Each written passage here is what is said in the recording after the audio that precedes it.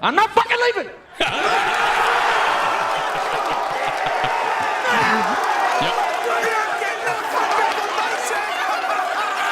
The show goes on.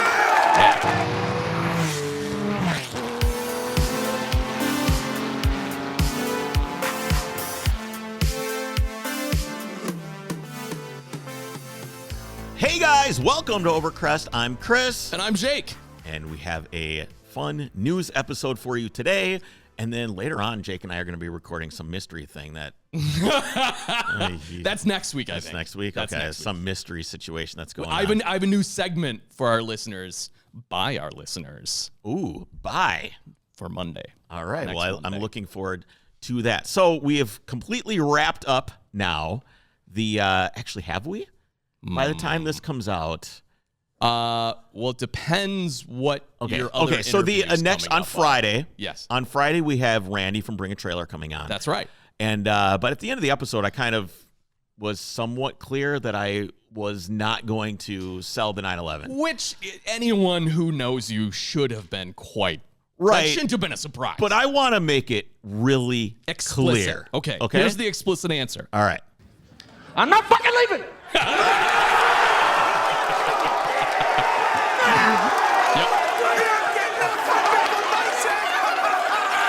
The show goes on. This is my home. They're gonna need a fucking wrecking ball to take me out of here. I ain't leaving. Yes. They're gonna need to send in the National Guard, a fucking SWAT team, because I ain't going nowhere. Right? Come on. If you didn't know that was going to be the answer from day one, right? You're either one, a new listener to the podcast, which is fine. We've got welcome. a lot of welcome. That is. I was. I thought about it. Of course, you think about it, right? You think about whether you're going to do something or not. Of course. And I've thought about selling my 911 a few times. Well, and yeah, you honestly, so have I, because you look at the values. It's like, man, just financially, why wouldn't I? And the answer is always, I'm not fucking leaving. So there you go. There you go. That's your not answer. leaving the 911. Yeah, at least not anytime soon. Jake, did you see the AMG wagon that I sent you? I have seen several AMG wagons from several people that have all sent them to me since that episode. And? I don't mind them. I don't know. And you've booked a flight. I don't know. I'm probably just hanging out of the Cayenne now. Why? What happened with the Because Cayenne? it's not selling. That's what it comes down to. Nobody's buying anything, man. I know. You'd And have that's to- why. Like, I'm not going to buy something else while I still have this. So why can't you sell it? Is it because you're asking too much because you put wheels and lights and all this other stuff on it? Or I could totally reverse all that back to stock, except for the roof rack. I'd have to find factory roof rails to replace those because I drilled through the roof skin. But, well, that's the factory way to do it. Oh, okay. Like, it's factory brackets, drop the whole, it was a whole mess. But Okay. anyways, no, even if I returned all the stock and what I want out of it is like, it doesn't make sense to get rid of. Isn't it interesting how... I paid, I'll just be honest. So I paid $52,500. Okay. Was that a good price? $52,500. It was whatever. It was a dealer. Like, it was... Okay, so it was... Many people know, or I'll just reiterate, like, this was kind of like a, oh shit, we thought we were having twins at the time. Yeah. So we're like, we need a big car. And being Porsche snobs, we're like, well, this. And Nikki's like, but it has to be the turbo. Has to have the turbo badge. Okay, I guess it's the Cayenne Turbo. Well, at least that it was actually right has in a turbo. Minneapolis. Yeah, it's two of them. But Yeah. yes, as opposed to a Taycan Turbo. Or the 911s that have turbos that are not a turbo. It's all very strange. It is. Yeah, so it's like, whatever. It was not a terrible price, but it wasn't like a deal. Right. 52.5 2 years ago.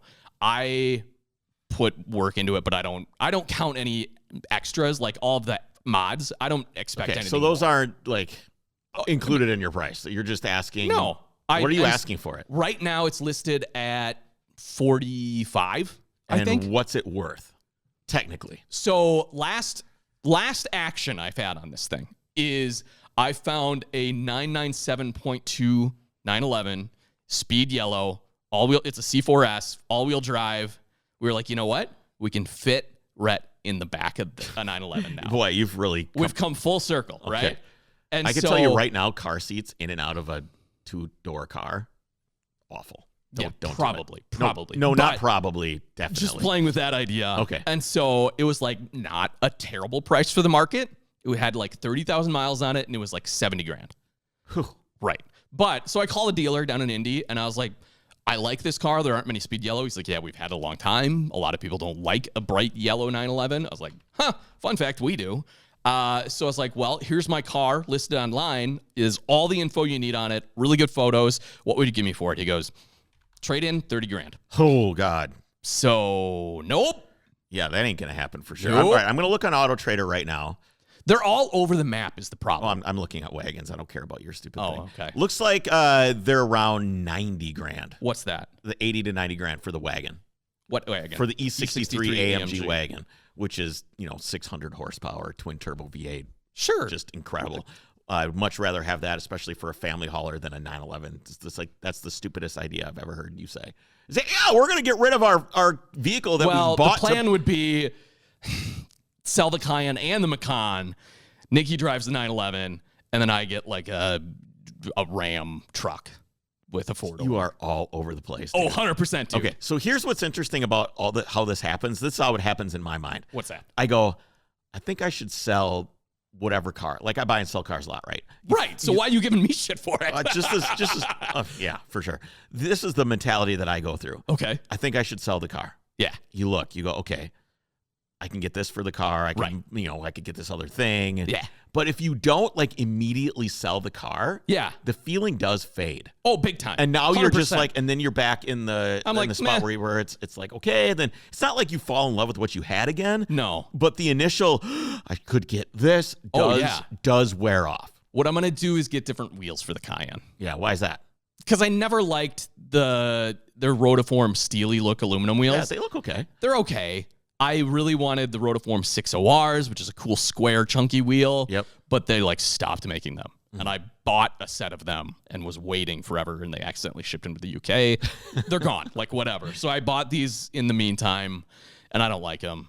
And if I get new wheels, maybe I'll like the car again. Yeah, wheels are, it is the defining thing that Correct. will tell you can tell a lot about a car by the wheels. You walk up to a car, you can look at it, and you can look at the wheels, and you can immediately tell if the guy is a jerk off or not. Yeah. Immediately. Yeah. Immediately you can look at it. Like if a guy were to put, what wheels are you putting on that 944?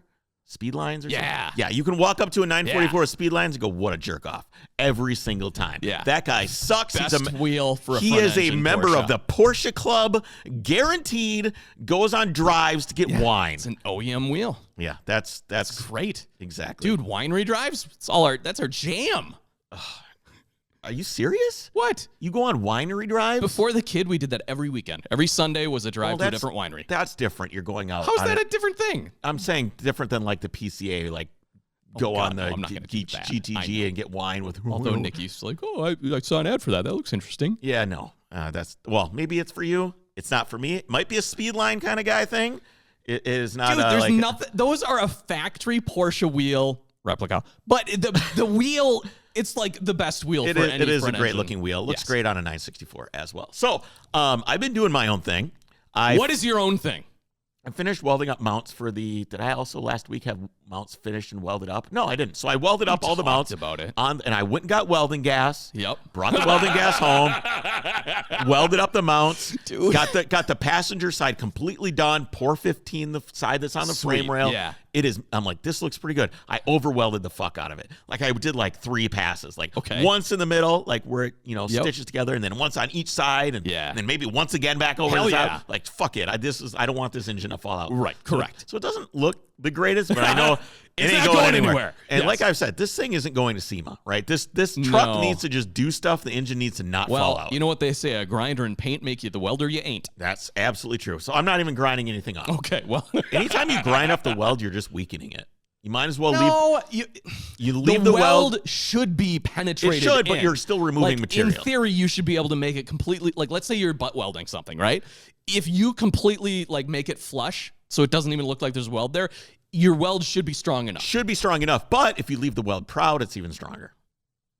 In theory, if there's some welder out there listening to this just They're screaming like, no yes, you're or like something. you're an idiot. Anyway, plenty We of weld. realize we're idiots. And then I went to the passenger side, Uh huh. and I went, oh, great, I'll just weld this thing. I go to turn Sure. the welding gas on. I'm out of welding gas. I 0%. left the valve open Of course you did.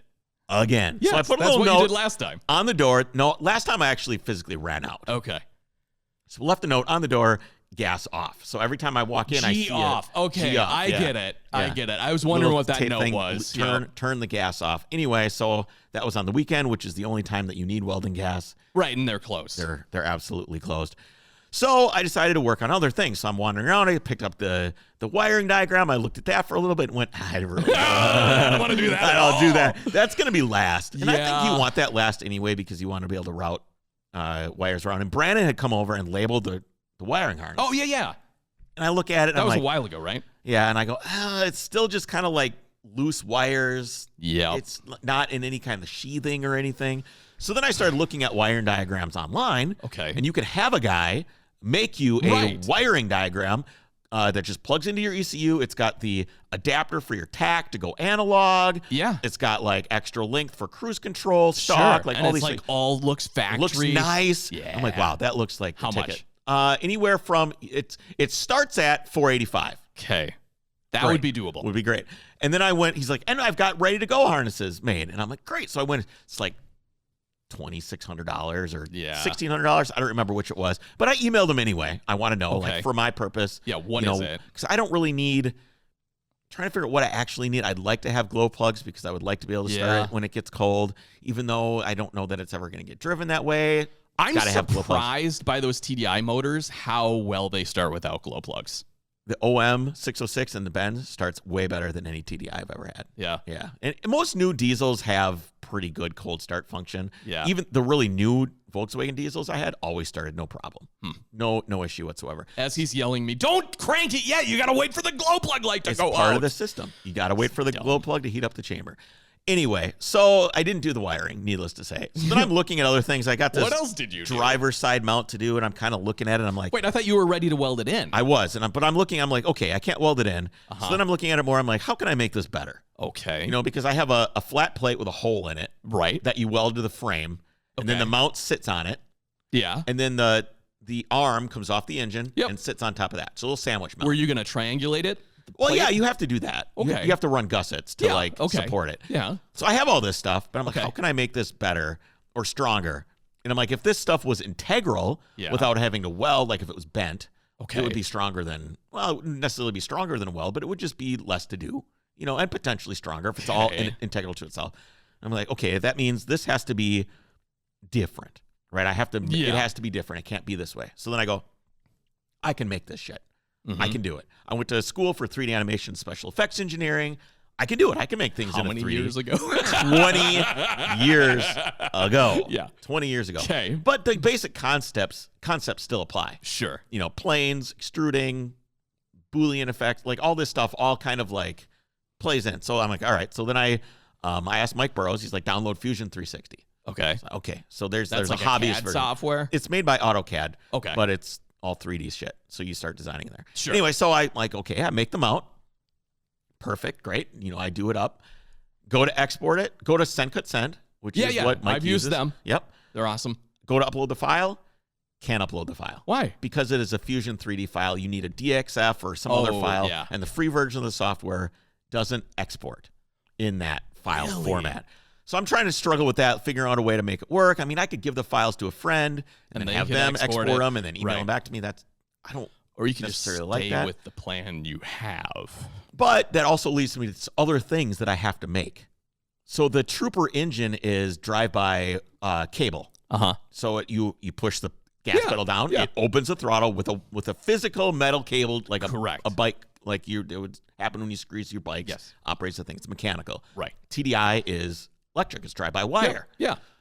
Obviously, that pedal's not going to work because there's a potentiometer in Yes. the pedal that I need to use. Yes. And to be able to do that, I can't just use my hands. I have to mount it to the car or the truck. Could you just do a different mechanical?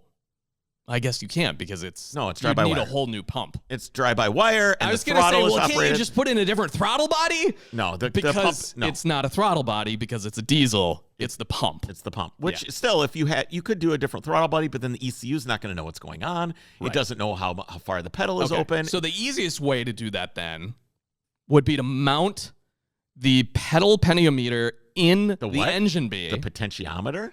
Or pentiometer, yes. Okay. And just have a cable going to that with a little lever. So then you can still use the factory pedal with a cable that goes into the engine bay, and that just operates the that is potentiometer. the worst idea I've ever heard. I think that's actually an OEM solution for a lot of vehicles. Sure, but it sucks. Okay. I basically in Fusion 360, I took the pedal off, and I measured everything. Yep. And then I made a base plate for that. And then I went back to the car, and I used a couple of pieces of paper and stuff like that, and I held the pedal where I want it to be, made all the measurements, and then made an adapter. So now it bolts to the firewall, comes off the firewall, and then it has holes for the pedal to be bolted to in the correct spot. An adapter bracket. An adapter bracket. Why did you have to do this in the software? Well, how else am I going to make this? CAD, cardboard aided design. No, I can have it. I can have it completely bent perfectly. Okay, so you are sending it out to have it done. So basically, it's a flat piece of steel that gets bent up, gets sent to me, and then I just go. I thought you said you couldn't export the file. I will figure out a way. Maybe I'll just buy the software. I'll just have to figure out a way to do it. I want it to be nice, so it'll come back. It'll be all zinc plated. Sure. It'll be nice. I'll be able to run 2 little spot welds. It'll have a nice support built in. Yeah. It's not going to be some hammered, hacky. I've always just kind of like beat shit on a vise with a hammer. Yep. I wanted to try something new. I wanted to learn something new. We're elevating the quality here. Yeah, so it's going to be, it'll look nice. It'll look like somebody that knew what they were doing made it. I like it. Which I like people thinking I know what I'm doing. So that's where I'm at. Yeah.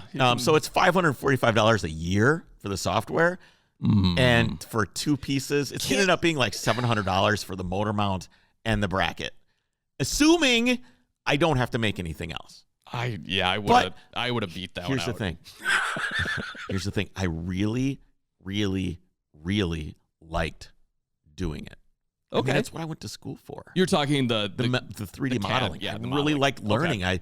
I try to do it without watching any YouTube videos. Sure. I try to just learn it and figure it out. I ended up watching a couple because I'm like, that's a learning theorem. It's like the Japanese way of teaching, right? Where you don't give them instruction, like you try to explore and figure it out yourself. Yeah, so I did a bunch of ways of the first thing I did is I drew out like you have a flat plane, you have X, Y, and Z axis. Sure, yeah. I'm like, okay, how are they going to make this? Right. It is going to be a flat piece of steel that is laser cut, and then they bend it. Probably water jetted, but yes. Whatever, laser, water, fine.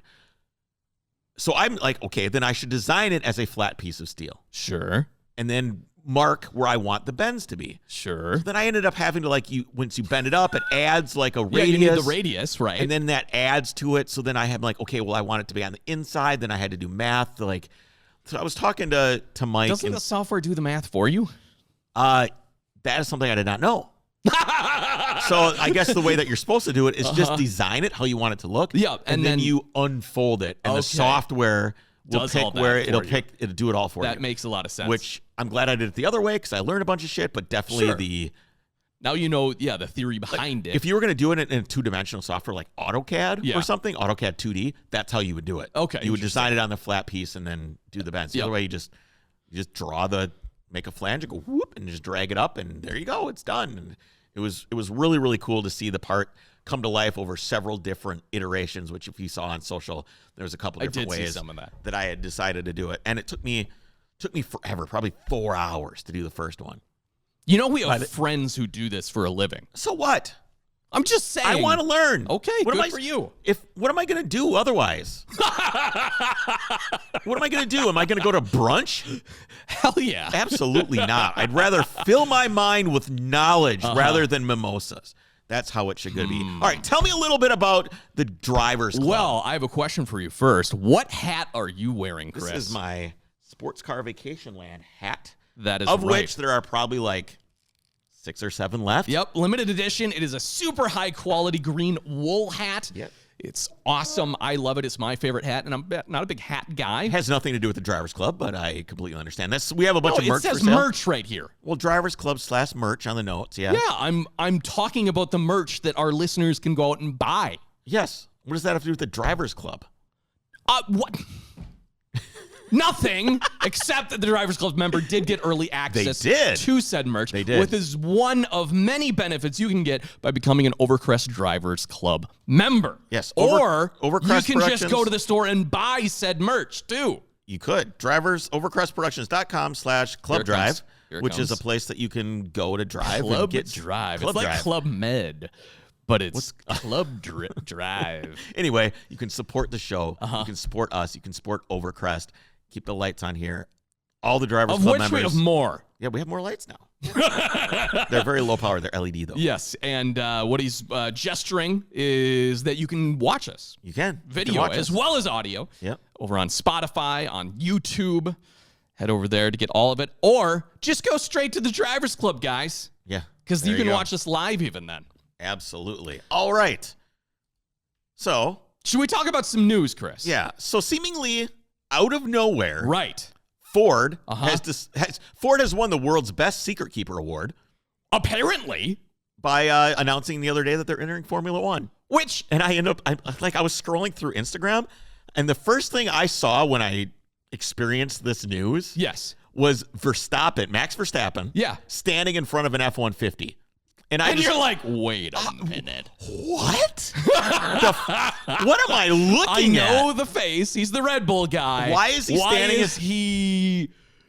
So American automotive giant Ford, they have this as Giants Ford. Ford is like a multiple? No, Ford is a one thing. American automotive giant American automotive giants, Ford, they're one of the giants. That grammar doesn't work for me. American automotive giant Ford has confirmed their intention to make a Formula One comeback when the new engine regulations aren't introduced in 2026, meaning another chapter will be added to the American organization's rich history in the sport. And I was wondering if this is where you were going to tell me that Ford doesn't have any motorsport history, just like Cadillac, even though Cadillac just took 3rd, 4th, and 5th in the GTP class at the Daytona 24-hour. Yeah, they have their 24-hour prototype things. Well, it's just irrelevant. I mean, endurance racing doesn't even matter. No, I don't like those things. The prototype cars. To Porsche, only one finished, and the other one placed 34 laps behind because it had to replace its battery. So Cadillac smeared Porsche all over the ground like freaking dog shit you just stepped on. Good. Cadillac, motorsport, they're good at it.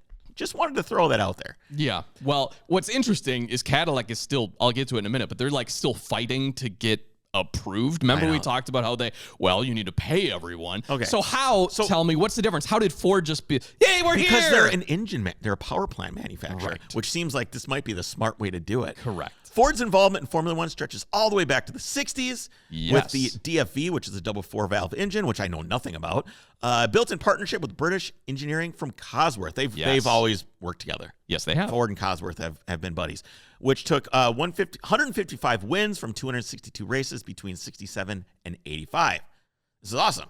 Some 20 years on from their last participation in 2004, the appeal of F1's future engine regulations featured increasing electrical power and 100% sustainable fuels, and this will see Ford grace the grid again for the first time in 2026.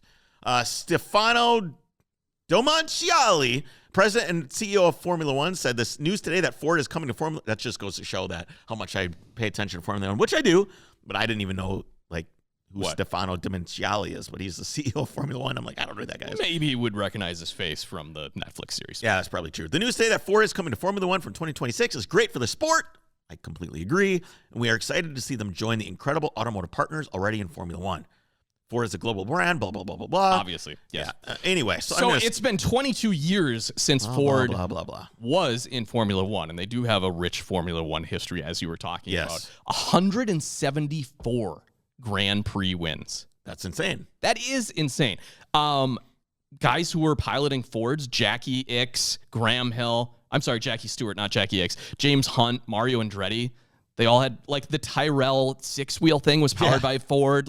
It's crazy. I don't think of Ford as a Formula One entity. Can you imagine Ford the other day just sitting back when GM announced that they were going to spend $200 million to get into Formula One, just sitting back like a bunch of suckers? Yeah. I mean, the only thing is that they'll have if GM makes it, they'll have a team.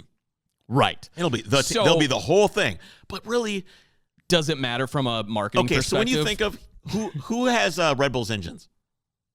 Who runs them? Who Who does engine Red is? Bull run as engines? You're Yeah. talking? Yeah. Right now, what is it? Honda? It is Honda. Yeah. It is. And before that, what was it? I think it was the Mercedes, right? It was Infinity. Oh, okay. See, I mean, the engine manufacturer isn't quite as... No, you're right.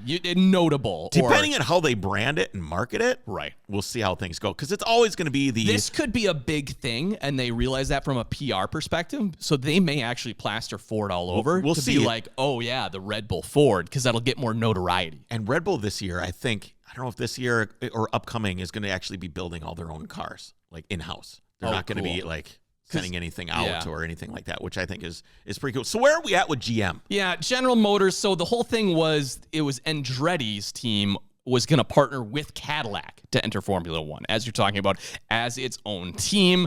And the admittedly unenthusiastic statement that opted not to acknowledge these major parties by name and instead stressed out that there are various conversations in play. Basically, no team comment publicly about it. Hold on. I got it. What am I reading here? There's an adverse reaction, which came privately. What? Someone allergic to Americans? I don't understand. Adverse reaction came privately. The FIA president has now made a public matter. There's far from unanimity.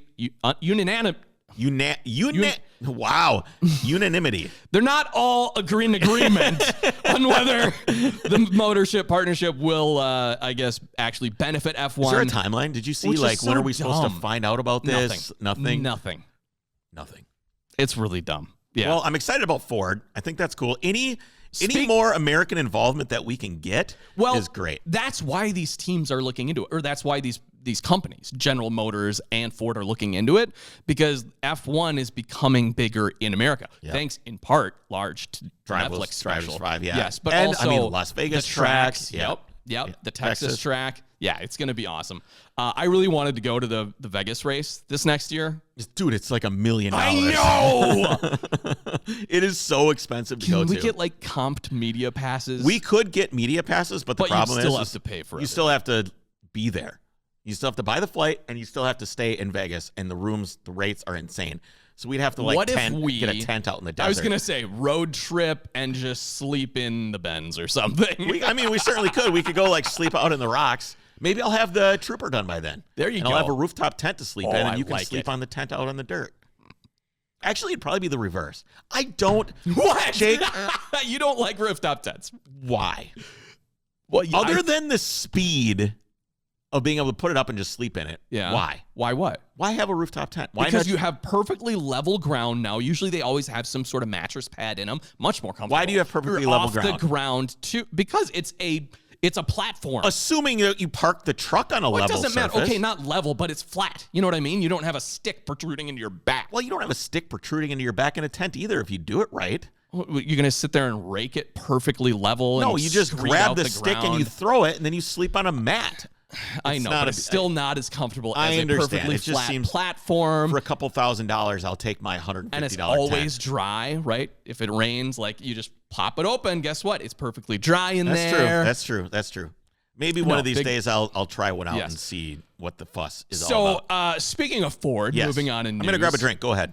Ford has filed a patent application for a magnetic EV charger that lets drivers charge without having to get out of their vehicle. So in addition to basically the conventional port that you would put into the side, like where your gas fill-up is, they have the little electrical port for charging. Now you're going to have a second port, or at least this is the proposal that Ford has with their patent, that's basically think of a hitch receiver, right? And so you will back the vehicle up to this proprietary charging port, and it'll just funk.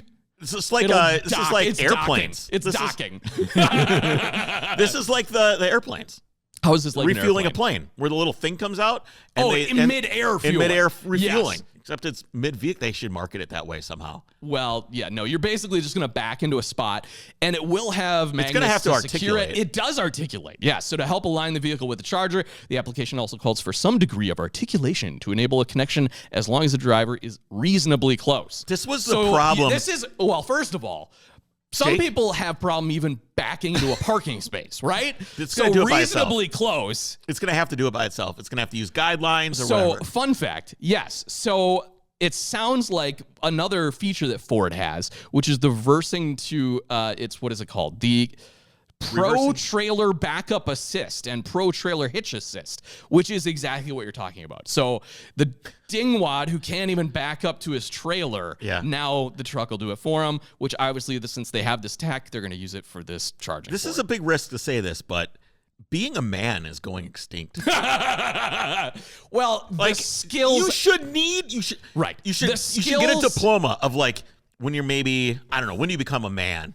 Like, well, it depends what are you defining this by? I know what you're talking about. I'm being funny. Right. But so the skills that we associate like with. How many skills do you have to add up? You're a man now that you can back up that what trailer. What are some things? No problem. It's backing up a trailer. Changing a tire. Yep. Changing your oil. Yes. You have to own a certain amount of tools. Yes. You have to be able to work on a sink.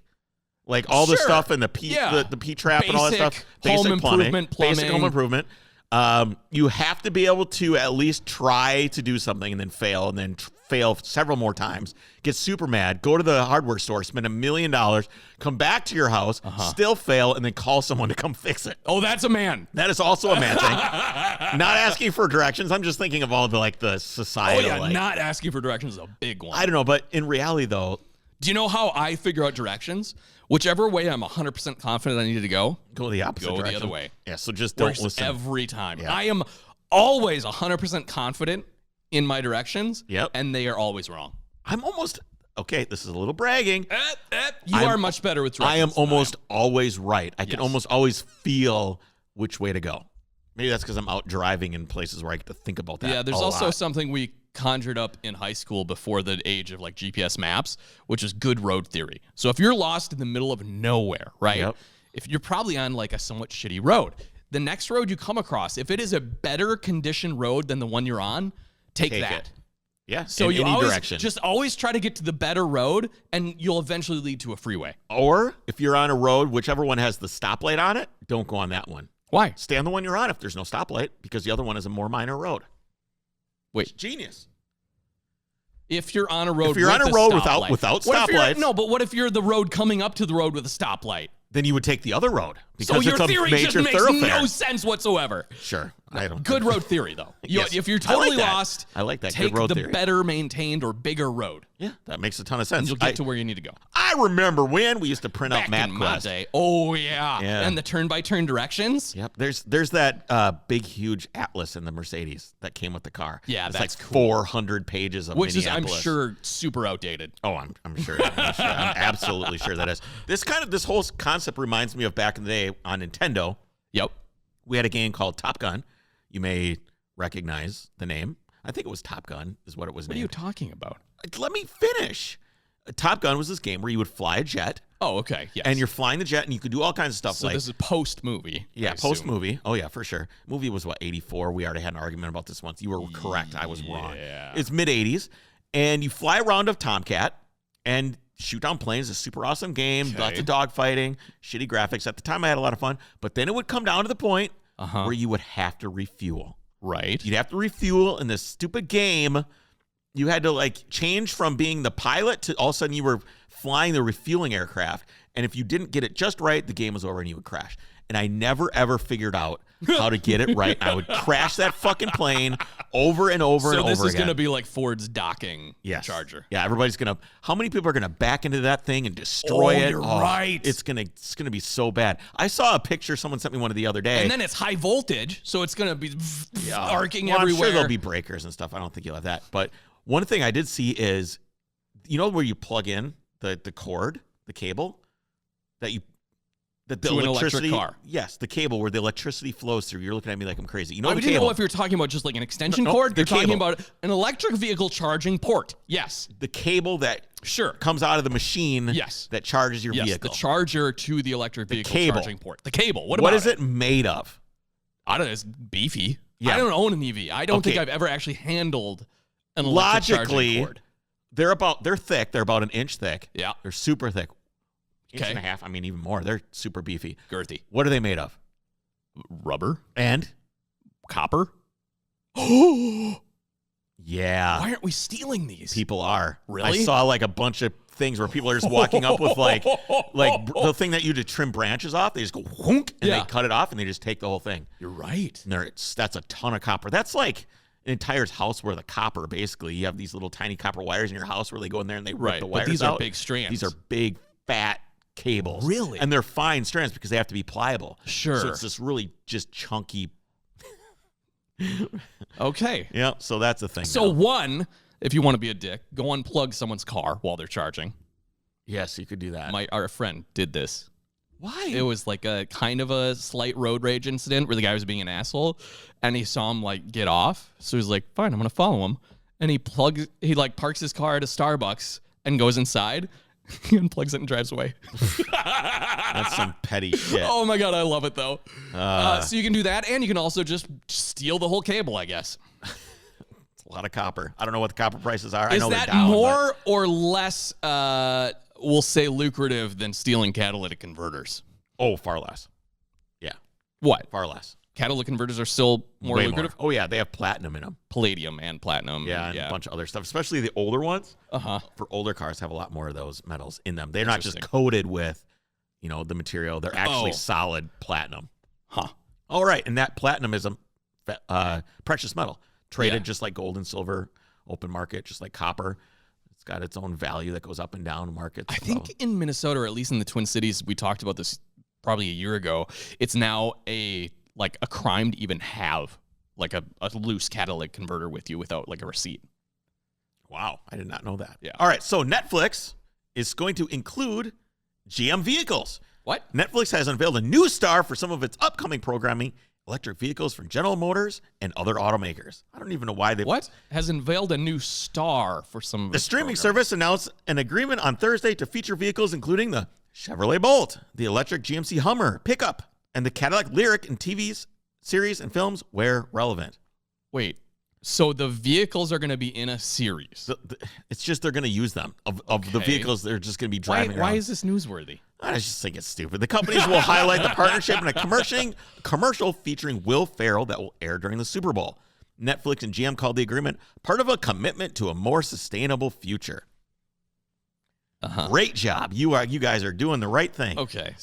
I still like. So this is just a press release that GM vehicles are going to be in a Netflix ad. Yeah. Netflix productions will also include electric vehicles made by other manufacturers. Oh, great. That's wonderful. So this just makes me think Netflix said it will help creators better understand how EVs can complement and enhance their stories. Yeah, great. I've heard some prescriptions that are supposed to do the exact same thing. What bothers me about this so much, all of this EV stuff, the number one thing isn't the transition to EVs, is in the fact that I'm going to have to drive them, that I like combustion engines. It is the fact that everybody, they're doing this wonderful thing. Right. They're doing a wonderful thing by committing to a more sustainable future, as if it's crazy that you have. I'm going to get political for a second, okay? So That's maybe fine. I have somewhere else to take this to. You So can hit that button, like that 30-second button, a few times if you don't want to hear it, but you probably should. The people that support these movements generally, a lot of people have come around, and I've come around too, but this is like a liberal, progressive, Democrat thing, green energy, okay? Sure. Undoubtedly it is.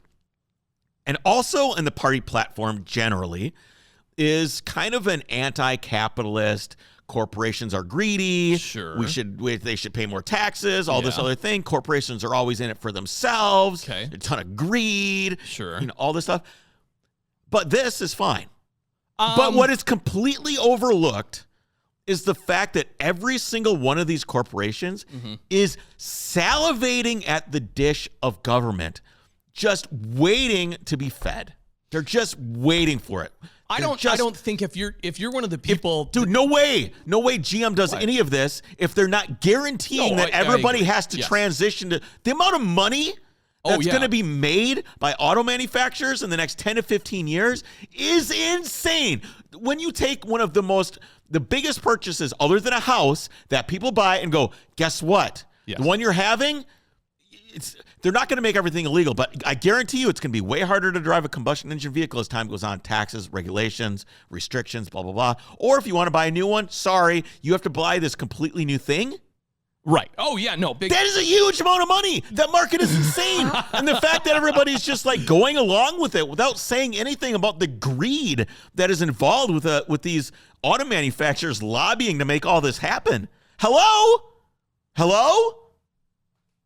What I was going to disagree with you on is if you are a hardcore anti-capitalist, think that we need to push green energy, everything else, I don't think you're looking at this GM thing saying, good for them. I think you're saying, well, there's another capitalist company trying to just They're not saying that, though. profit off it. They're not saying that. No? They love it. They're like, oh, my God, green energy. Oh, my God, fuck the oil companies. Oh, my God. So one thing I was going to bring up later, maybe its own news story next week, but I'll just talk about it. Someone brought me attention to a different podcast that had an author on. Okay. And that's not what's relevant, but I just want to give kudos to that. There's other podcasts? There are, apparently. I don't think they're any good. I wouldn't seek any out. Gotcha. Because now, guess what I'm doing? I'm taking any relevant information from other podcasts and just giving it here. So why would you seek out others? Regardless, I don't know if that's something to brag about, but go ahead. So there's an author that was on here, and he had a book. The whole point of the book was he went to the Congo, where, 95% of the world's supply of cobalt is mined. Now, cobalt is a necessary, basically, element in battery production, right? So all these green vehicles, all of our computers, our phones, etc., it needs a lot of cobalt. 75% of it comes from cobalt mines in the Congo, and a lot of this is done by, so what this author did, he went and basically investigated this. Sorry, just prepping for something else. You can maybe have a little guess. That's fine, but my whole point of this is what people are overlooking is just how terrible the materials that we need, how bad this is, because often all these mines are slave labor by peasants. Oh yeah, you're talking about the Joe Rogan interview. Did he do this too? He was the first one to interview this guy. But yeah, so like children, 14. I know that it's like huge human rights and environmental catastrophes going on. There's different types of batteries now that are coming out that don't use cobalt. Okay. That are coming, but every phone that you have in your hand is on the backs of slave labor. Exactly. Yeah, it's militia-controlled mining areas in the Congo. Like, it's just, I just wanted to bring up the fact that, yes, it's great that we're all going green with this, but you need to look at downstream, or I guess it'd be upstream, where these things are coming from. Like, it's not better. Extremely ugly. Not better. Extremely ugly. But it doesn't matter because green something or another. I don't really know. All right, we got to kind of get moving here. Why? Because we have an interview in 20 minutes. Okay, well, what do you got now? All right, so Cars and Bids has received $37 million in cash as an investment. And I just wanted to play this. This. Doug DeMiro saying this for 60 solid seconds. This. He does say this a lot, doesn't he? Okay, sorry. If you don't know, Cars and Bids was created by Doug DeMiro. That's where I sold my M5. Was on very Cars cool. Biz. Okay, yeah. I like how he has his little, like, Doug's hot take on every car that's listed there. Yeah. It's pretty cool. It is cool. I do like me some Cars $37 million in investment cash. Just goes to show how much money there is in this stuff. That's so the last guys. Yeah. Please leave us a 5-star review. That's right. We haven't called for this very often. I haven't called for it in a very long time. If you're listening. Joking about other podcasts that happen to exist out there, we are obviously the best, right? Correct. Slightly tongue-in-cheek. We understand there's a lot of really good podcasts out there, but we want people to find ours, and the only way that happens, the algorithm. It's the only algorithm that exists. Yes. That's it, is 5-star review. Yes. For discoverability, that's it. So if you want to help us out, please head over and leave us a 5-star review. If you're going to leave us a 1-star review, don't. Okay. Only 5-star reviews. Yeah. That's all that's allowed. We really I like appreciate that. It. I'm just going to leave it at that. You know what? If you don't want to leave a 5-star review, but you do want to give us feedback, just email me rather than doing anything less than a 5-star review. Yeah, email Jake because my response will probably be poor. Defensive. Correct. Yeah, you would not be doing us any favors. Have you heard of Fields Auto Works? I have not. Fields Auto Works is going to be releasing an attainable GT40 secretary car. What does that mean? Just look at the picture. Yeah. Does that not look like a GT40 mixed with one of the 917 secretary cars? I get it now. Yeah, okay. It looks exactly like one. It's a GT40 long tail, basically, is what it looks like. Fields Auto Works has not one, but 2 cars designed for the track and that cost fractions of those exotics. Oh. Of some exotics. Sometimes I don't write these things. I kind of write them, but not really. And sometimes the grammar does suffer. The company based in Columbus, Ohio was founded in 2017 by Rob Fields. Okay. The company currently consists of 20 employees, a number of whom have worked on racing teams at IndyCar, IMSA, and other series. That's cool. In Ohio, which I think is awesome. That is really cool. The company has been developing its first model, the Cardinal. I'm looking at it right now. For a few years, and it's now in production. It's almost like a what does it look like? Here, I'll it's show very you. unique, actually. I'll tell you what it looks like. Well, here! Look at it! It's ugly, isn't it? You look at it! Hello. You look at it! Hi. Look at it! Look at it! Look at it! Look at it! I want all of you to look at it! So you're saying it's ugly? It is ugly. It is so fucking ugly. This one isn't great. It's the- like if a Morgan Super 8 is the front and the rear is like they an old tried Shelby? to do a Shelby like bread Daytona. van. No, weird- Shelby Daytona. I know, or like the Ferrari bread van thing where it's just a flat back, Yeah, you know, yes. the clam back. I think they call it clamshell back. Yeah, they have a Scioto, which is the one that I'm the talking about. Scioto is the GT40 slash. That thing looks rad. That thing's cool. The other one, do they not so have- much. All I'm seeing so far though is a render. Of that one, correct. But the other one is in production. Yeah, there's plenty of photos going around the track. It's 1,800 pounds. Yep. Which is 500 less than a Miata. It's 300 horsepower, real drive, gonna manual. download the order You guide. can order whatever engine you want in it. They start at 50 grand. Yeah. It's- And they come fully assembled? I just wanted to mention that because I think it's cool. I think they're super cool, and Yeah. I'm glad that something like this is being made in Ohio. Check them out, Fields Auto Plain Works. City, Ohio. Yeah, pretty neat. All right, guys, that's it. That's it. That's it. That's all we got time for. What else have we got going on? Next week is Randy Nonnenberg from Bring a Trailer. That's right. And then week after that, we've got News. News. We got all kinds of stuff. Plus your super secret project that you've got going on. Yep. And then another interview after that. Yeah, we've got all kinds of great stuff coming up, lined up. And then a series. Then we got a good series. I can't wait for that. That'll be after Jake gets back from vacation. But because we're so dedicated, we're not going to miss a week. We're not going to miss a week. We're going to work extra hard and make it happen so you guys can hang out while Jake is on vacation. Yeah. We'll see you guys next week. Take care.